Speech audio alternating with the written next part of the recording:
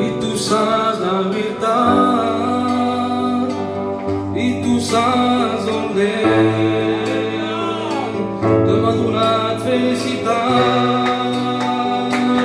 e tu sabes el camí, e tu sabes a verdade, e tu sabes onde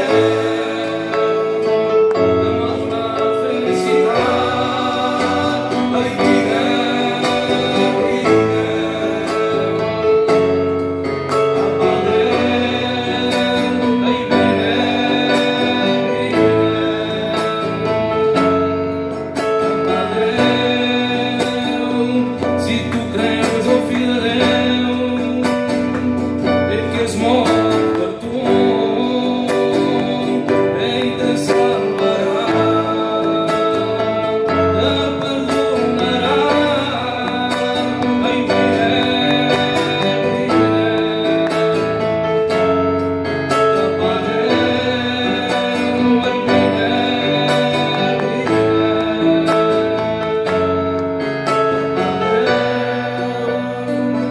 tu creus al Fill de Déu, ell que es mor per tu, ell te salvarà, te perdonarà. Ai, vine, vine, cap a Déu. Ai, vine, vine,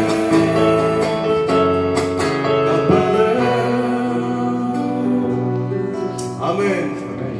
Seigneur est au milieu de nous.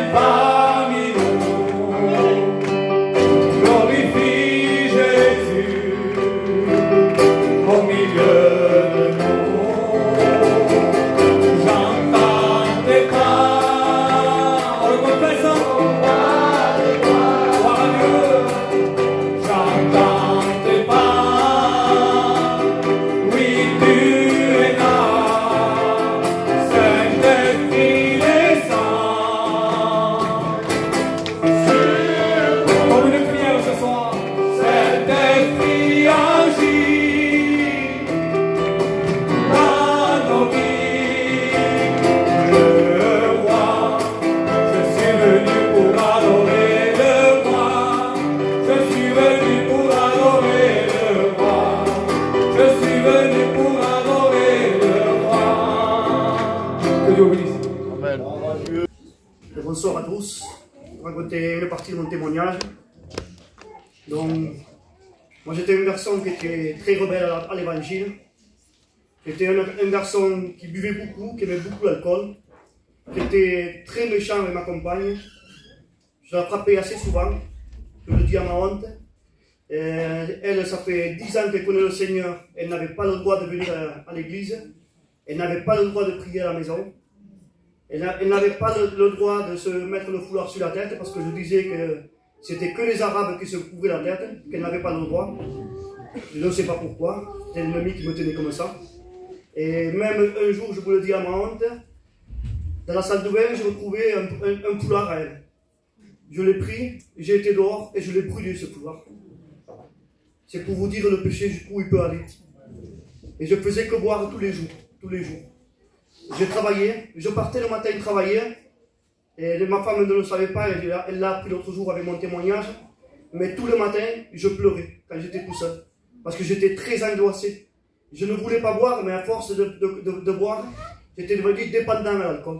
Et j'étais obligé de boire tous les jours. Tous les jours, parce que sinon je tremblais, j'étais à manque, je m'énervais. Et c'était comme ça tous les jours. Tous les jours. Je pouvais rester des semaines et des mois, voire, sans parler avec ma compagne. Je rentrais, je prenais ma douche et je ressortais de suite, aller voir mes collègues pour aller boire. Je rentrais la nuit, je ressortais le matin, je ne savais même pas qui c'est qui m'avait fait rentrer. Je ne savais même pas comment j'étais rentré et je repartais comme ça travailler. Je criais à Dieu, mais je voulais juste qu'il m'enlève l'alcool, mais je ne voulais pas donner mon cœur à Dieu. Jusqu'au jour où ma femme était très malade et elle devait passer par une opération assez importante. Il y avait entre 5 et 7 heures d'opération. Et on a été voir le docteur ensemble et le docteur nous a fait très peur. Ma femme, quand elle a eu ces trucs, ma femme pleurait. Moi, je n'ai pas pleuré par orgueil. Mais à l'intérieur de moi, je pleurais. Je suis sorti comme cela, et comme tous les jours, je continue à boire. Et le jour avant l'opération, j'allais avec mes collègues. Je comptais repartir boire. Mais le Seigneur, il n'avait pas permis comme ça. Parce qu'il avait envoyé le pasteur Angelo, qui était venu pour prier pour ma femme, que je ne savais pas. Il est venu, il m'a demandé s'il pouvait rentrer prier pour ma femme. Je lui ai dit que oui. Il est rentré, il a prié pour ma femme. Mais moi, sur sa prière, j'étais brisé. Je pleurais, je ne savais pas ce qui me passait. Et pasteur Angelo me disait, qu'est-ce qui t'arrive? Je dis, je ne sais pas. Je ne peux pas te dire, je ne sais rien du tout. Et le lendemain, est passé le jour de l'opération, il y avait plein de monde. Donc au début de l'opération, tout allait bien. Mais après, 1 heure, 2 heures, 3 heures d'opération, l'angoisse commençait à s'installer et la peur. Donc j'avais tous mes enfants avec moi. Et je me suis caché pour faire une prière à Dieu. Et j'ai juste dit, Seigneur, ne permets pas, c'est ta fille. Garde-la. Garde-la, j'ai mis tous mes enfants et tout ça, je m'en sortis de pas sans elle. Mais le Seigneur l'a gardé. Mais il a aussi pris mon cœur en même temps. Parce qu'il savait que je ne pouvais pas lui donner moi-même. Mais il a pris mon cœur. Et ça a continué comme cela. Le lendemain, 2 jours après que ma femme est sortie, il y a le pasteur Samuel qui est venu à la maison. Il a refait des prières avec sa compagne. Et ça a recommencé. J'ai eu une autre fois, j'ai été prise encore une fois, je ne savais pas ce qui se passait. Puis, quand ma femme est sortie de l'hôpital, j'ai une cousine que maintenant, avec la grâce de Dieu, c'est ma soeur en Christ. Elle m'a dit, elle avait peur, la pauvre, parce qu'elle savait que j'étais très rebelle à ça. Et elle n'osait pas me parler. Elle est venue et m'a dit, j'ai quelque chose à te dire de la part du Seigneur. Je dis, bon, si c'est de la part du Seigneur, dis-moi. Elle me dit, il faudrait que tu lises la Bible. Je dis, bon, si ça vient du Seigneur, je vais lire. Et comme ma femme, bien sûr, elle avait sa Bible à la maison, j'avais lu un peu. Le lendemain, c'est ma compagne qui vient me dire, elle me dit, j'ai quelque chose à te dire de la part du Seigneur. Je dis, vas-y, dis-moi. Elle me dit, il faudrait que tu ailles dans la chambre que tu pries.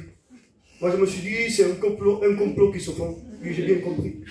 Je lui ai dit, tant pis, si ça lui fait plaisir, les malades, la pauvre, lui faire plaisir. Mais après cette prière, je voyais qu'il y avait des choses qui changeaient. Je ne savais pas ce que c'était. Et des jours sont passés, bien sûr. Le frère Juan qui est venu à la maison, il me dit, pourquoi tu ne viens pas à la réunion?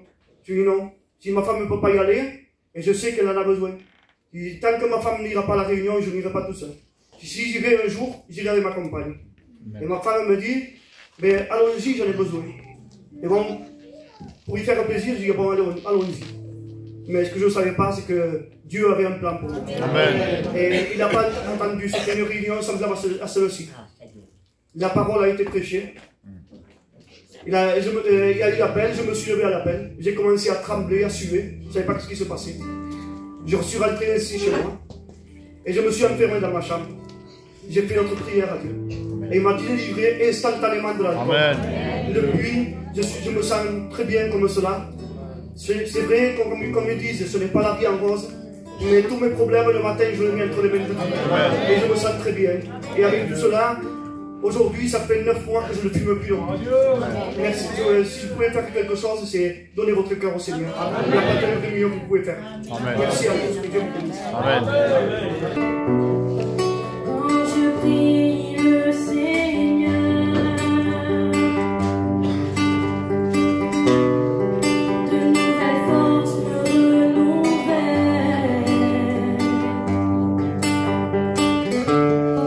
Aujourd'hui je n'ai plus peur, aujourd'hui je ne pleure plus, car Jésus est avec moi.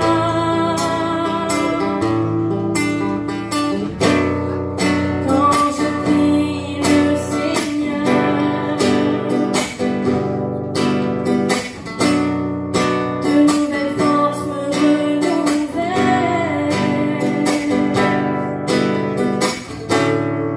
Aujourd'hui je n'ai plus peur, aujourd'hui je ne pleure plus, car Jésus est avec moi. Quand il descend, les malades sont guéris, les chaînes sont brisées, dans le nom de Jésus.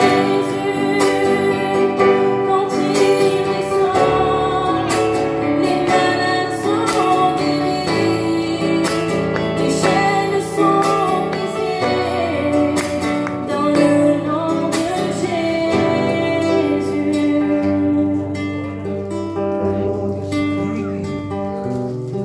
Quand je prie le Seigneur,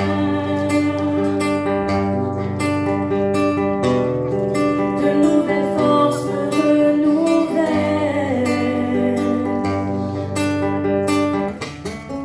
Aujourd'hui je n'ai plus peur, aujourd'hui je ne pleure plus, car Jésus est avec moi. Quand il descend, les malades sont guéris, les chaînes sont brisées, dans le nom de Jésus. Quand il descend, les malades sont guéris, les chaînes sont brisées, dans le nom de Jésus. Bonjour à tous. Je suis stressé, vraiment, je sais pas quoi dire. C'est quelqu'un qui était dans la bande, je sais pas. C'est vraiment bas. À un point, je savais pas qui j'étais, j'avais perdu mon identité, l'ennemi m'avait volé. Je savais même pas pourquoi je vivais. Je savais même pas pourquoi. Mais je savais qu'il y avait un Dieu vivant. Parce que ma mère, elle réfléchissait les genoux tous les matins. Elle priait pour moi. Et voilà que je me suis marié. Et ça n'a pas changé. C'était pire, je la battais. La drogue, elle me faisait penser beaucoup de choses. Au début, c'était la drogue, au début, c'était l'alcool. Je me suis vraiment jeté bas. Je suis allé très loin, je suis allé profond. J'ai goûté même plusieurs sortes de drogue. Je suis arrivé à la cocaïne. La cocaïne a fait un ravage dans ma vie. Elle m'a tué. Elle m'a fait du mal. Au début, je croyais que c'était une sortie comme ça. Mais elle a fait un ravage dans mon cœur, dans mon âme, dans mon esprit. Je pleurais tous les soirs. Je ne savais pas si j'allais m'en sortir. J'attendais la mort chaque soir. Je savais qu'elle était proche de moi. Quand j'étais dans une voiture, quand je me droguais avec mes copains, je savais que les ténèbres étaient avec nous. On pouvait ressentir l'atmosphère, elle était bizarre. Elle était comme si on passait par un deuil dans l'atmosphère. On ne se regardait plus. On sentait qu'on pouvait se droguer avec les esprits à côté. Il n'y avait pas de pitié. L'ennemi, il voulait me mettre en plus bas. Je me suis quitté beaucoup plusieurs fois avec elle. Chez moi, je ne savais pas avoir c'est quoi 4 chaises identiques pareil. Tout l'argent que je gagnais, pourtant j'avais un peu d'argent, je me le jetais avec mes copains et le lendemain, je n'avais pas 1 euro pour m'acheter un pain. Je devais partir manger chez ma mère. Un conseil que je peux vous donner, faites la paix avec le Seigneur. Je ne peux pas tout vous expliquer comme ça, vous comprenez? C'est trop à expliquer. Je suis allé trop loin. Il y a tellement de choses à expliquer. Mais ce n'est pas le plus important, la profondeur du péché. Le plus important, c'est ce que Christ a fait dans ma vie. Un jour, j'étais dans une voiture, c'était la veille d'une sortie, je me souviens. C'était la veille d'une sortie. Je prends la voiture, je m'arrête à un endroit, tout seul dans la voiture. Et j'ai levé le poing contre Dieu. Je savais qu'il pouvait tout faire. J'ai dit, Seigneur, on me parle de toi, Dieu, Dieu, Dieu. Mais je ne te vois pas pour moi. Qu'est-ce que j'ai fait, moi, Seigneur? Je ne t'ai pas demandé de naître. Pourquoi je passe par comme ça? Pourquoi chez moi c'est le ruine comme ça? Seigneur, j'en ai marre de la drogue, de l'alcool, de la cocaïne. Seigneur, je vais mourir si tu me... Seigneur, délivre-moi s'il te plaît, papa. Fais-le s'il te plaît, Seigneur. Écoute-moi, Seigneur, si tu ne le fais pas, je vais me jeter avec le malin. Et je serai un serviteur du malin. Et je vais aller encore plus dans le monde. Et je vais aller encore plus profond. Je vais vendre, je vais faire beaucoup plus de choses. J'ai dit, mais Seigneur, si tu ne le fais pas, c'est la mort qui m'attend. Et moi, Seigneur, tu connais mon cœur.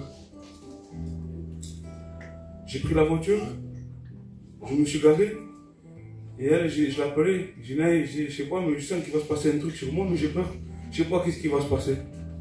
Elle me dit non. Voilà. Je laissé passer.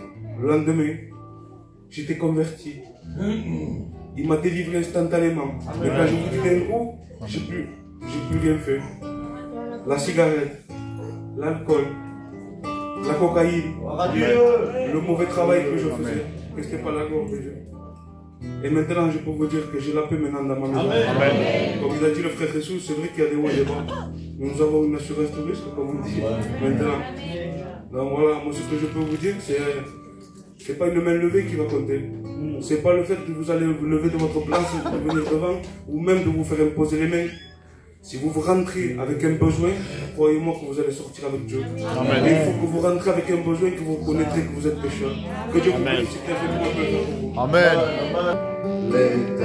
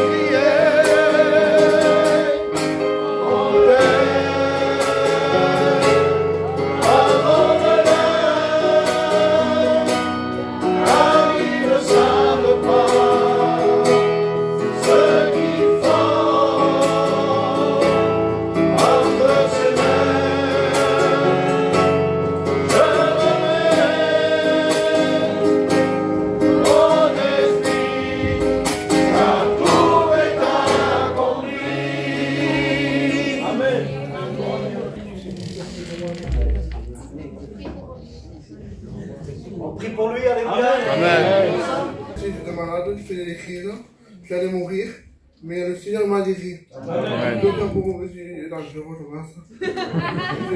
fais des crises. J'allais mourir. Et la personne est priée pour moi. Il peut faire pour moi, il peut faire pour vous. Amen. Amen.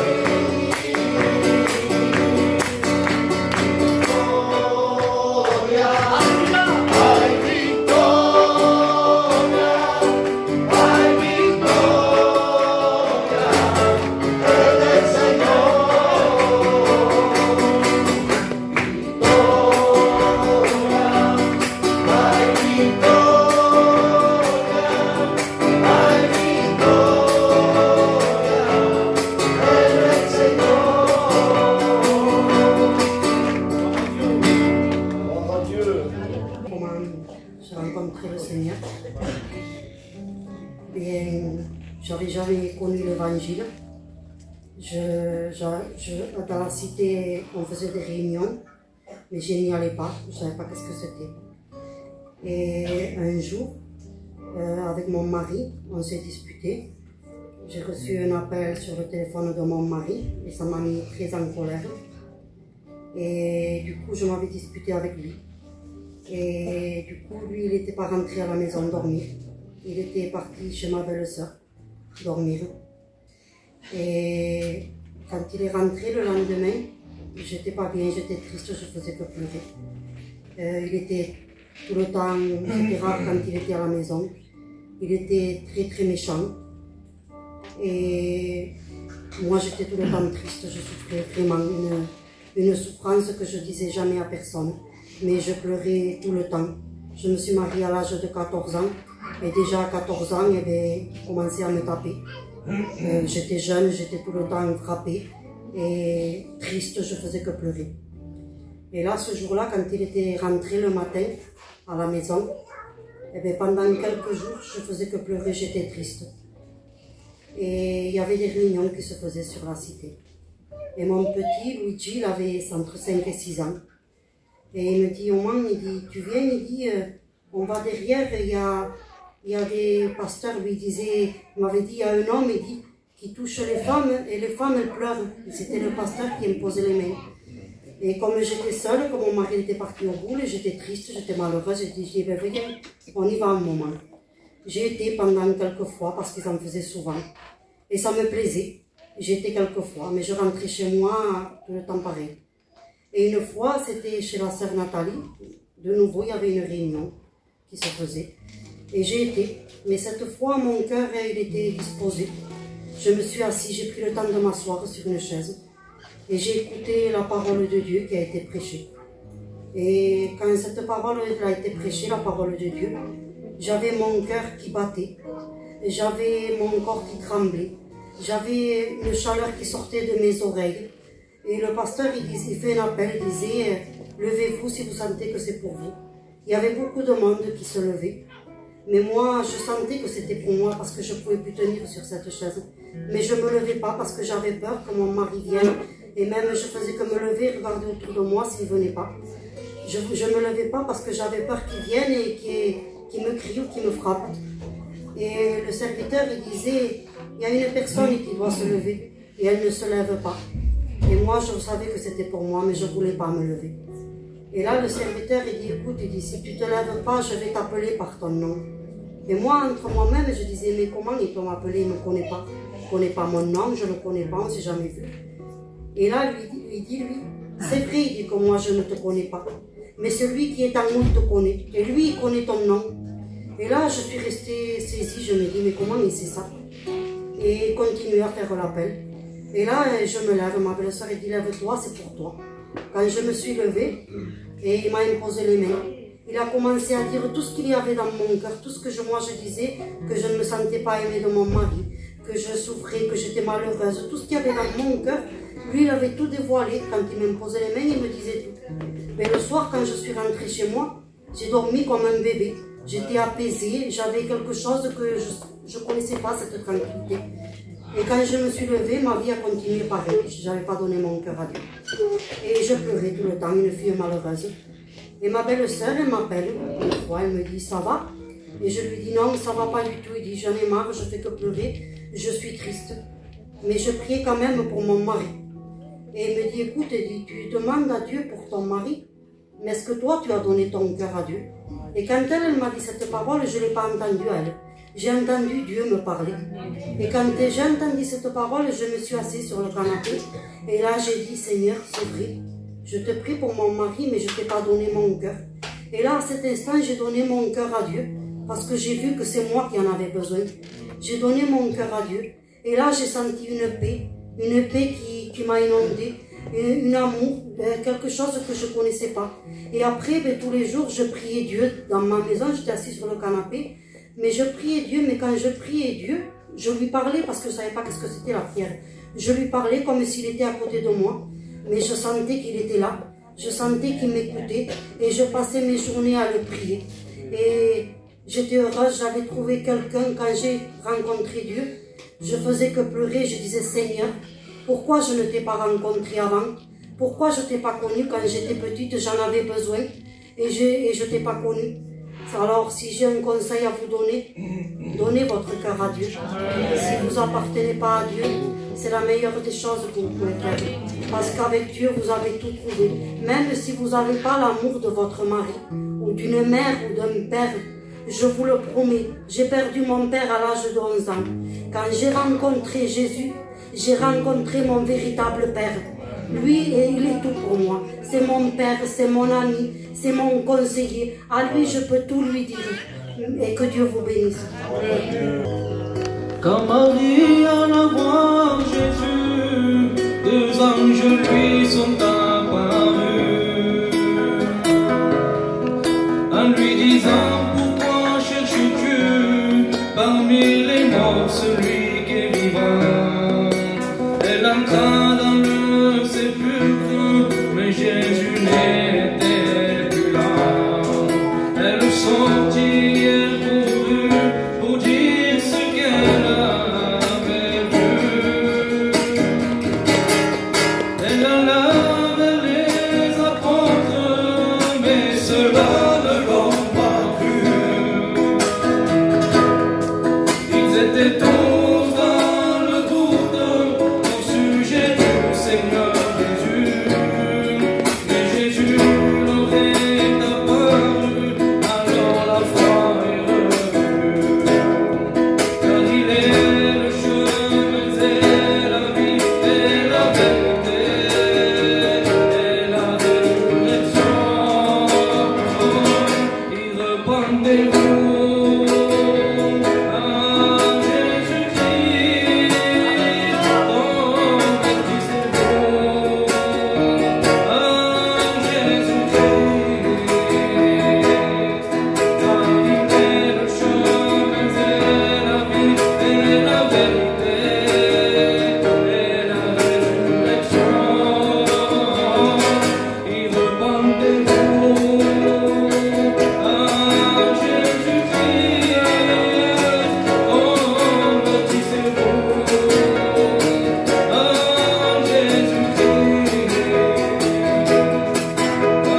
est le chemin et la vie et la vérité et la résurrection. Elle alla vers les apôtres, mais ceux-là ne l'ont pas cru. Ils étaient tous dans le doute au sujet du Seigneur Jésus. Et Jésus leur est apparu, alors la foi est venue. Car il est le chemin et la vie et la vérité et la résurrection. Et repentez-vous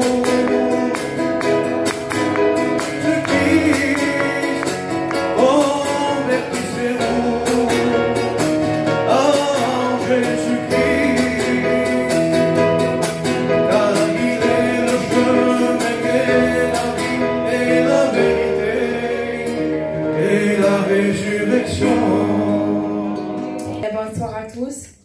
Je vais vous raconter mon témoignage. Pour ma part, il y avait une personne que j'aimais beaucoup. Et voilà que cette personne, il m'a fait du mal. La personne est partie, je n'ai pas eu d'explication. Ma vie, elle a continué. Et je venais à l'église. Je m'asseyais, j'écoutais la prédication, je chantais. Si je pouvais aller à une réunion de prière de femmes, j'y allais. Mais ce n'était pas pour ça que j'avais rencontré le Seigneur. Je venais comme une religieuse pendant beaucoup d'années. Et en voyant mes belles sœurs, Pamela et Sarah, je voyais en eux qu'elles avaient quelque chose que moi je n'avais pas. Et un jour, c'était une réunion comme celle-là. J'ai fait une prière dans mon cœur. Et j'ai dit, Seigneur, j'aimerais que tu rentres dans mon cœur. J'aimerais que tu me transformes. Et là, le Seigneur, je l'ai entendu dans mon cœur. Sa voix était comme un grondement, comme un éclair. Et qui m'a dit, Cassandra, je ne peux pas rentrer dans ton cœur. Parce que tu ne me laisses pas la première place. À ce moment-là, je me suis sentie perdue. Je souffrais dans mon cœur parce que je ne comprenais pas. Les mois ont passé. Et un jour, c'était le soir, j'étais en train de plier le linge de la maison. Et j'ai dit, Seigneur, pourquoi tu ne peux pas rentrer dans mon cœur? Comment ils ont fait alors tous les autres pour te rencontrer? J'ai dit, Seigneur, j'aimerais que tu me parles. Je ne sais pas, donne-moi un rêve, mais parle-moi. Et là, au bout d'une semaine ou deux, je fais un rêve. Et dans ce rêve, je me vois dans une pièce, que j'avais un téléphone dans la main, et que j'avais des nouvelles d'une personne. Mais à sa voix, j'ai reconnu de suite qui c'était. C'était cette personne de mon passé qui était partie. Et je me suis retrouvée dans une autre pièce. Et là, à ce moment-là, je n'ai aucune idée si c'était un rêve ou une autre chose. Mais je me suis vue monter dans le ciel. Et j'ai senti l'amour de Dieu, quelque chose que je ne connaissais pas. Et j'ai senti que le Seigneur, il était là près de moi. C'était magnifique. Mais après, je me suis réveillée. Et au bout de tant d'heures, je n'ai pas cru à ce rêve. Je dis, Seigneur, mieux que ce rêve, il ne veut rien dire. Ça ne veut rien dire, ça, Seigneur. Les mois, ils ont continué encore. Et là, j'adresse une prière à Dieu. J'ai dit, Seigneur, je voudrais que tu sois précis avec moi. Sois précis, Seigneur, avec moi. Je ne comprends pas. Et là, le Seigneur, il a été précis avec moi. J'ai revu cette personne. Et là, j'ai senti mon cœur qui était brisé en deux. Je n'avais pas les mots. Et le Seigneur, il me dit à l'intérieur de mon cœur, il me dit, tu t'en rappelles de ta prière que tu voulais de la précision? Et moi, j'ai dit oui. Il me dit, c'est de cela que je voulais te parler. Et là, je me suis mis en colère dans mon cœur. J'ai dit, Seigneur, jamais je pardonnerai à cette personne. Jamais. Tout ce que tu veux, mais sauf cette personne. Et j'entendais la voix de Dieu qui me disait, pardonne, car il est mon enfant. Pardonne, car il est mon enfant. Et moi, je disais, non, Seigneur, jamais je pardonnerai à cette personne. Et le jour que je la vois, eh bien, je me disputerai avec la personne. Je ne voulais pas. Le Seigneur m'a laissé dans mon état. Je suis tombée dans une dépression. Je souffrais, mais terriblement. J'avais comme un sac de ciment sur moi. Comme j'avais un sac qui m'étouffait. Et je n'avais pas les mots. Quand j'allais dans les magasins, je me cachais dans les rayons. De tellement que je pleurais, que je souffrais. Et toujours le Seigneur, il me disait, mais pardonne, pardonne. Et moi, je ne voulais pas. Je refusais. Mais en refusant, je refusais l'appel de Dieu. Et un jour, c'était 3 heures du matin. Par le respect que je vous dois, j'étais dans ma chambre. J'ai entendu une voix qui m'a dit, réveille-toi. Et je me suis réveillée. Et je me suis mise à pleurer. Et j'ai commencé à pousser des cris. Mais très très fort. De tellement que les cris étaient forts que j'ai pris peur moi-même. À ce moment-là, dans ces cris sans parler, à l'intérieur de mon cœur, j'ai dit, Seigneur, c'est maintenant que j'ai besoin de toi. Et là, le Seigneur, il est venu. J'ai senti quelque chose qui s'approchait de mon visage et qui m'a dit, n'aie pas peur quand je suis là pour te guérir. Ça a duré 1 heure. Dans ces 1 heure, le Seigneur il m'a montré mon état. J'ai vu que dans mon cœur, j'étais remplie de haine et de méchanceté et de ne pas accepter le pardon. J'ouvrais des portes qui n'étaient pas de Dieu. Et ça, il y a des conséquences derrière quand on ne pardonne pas.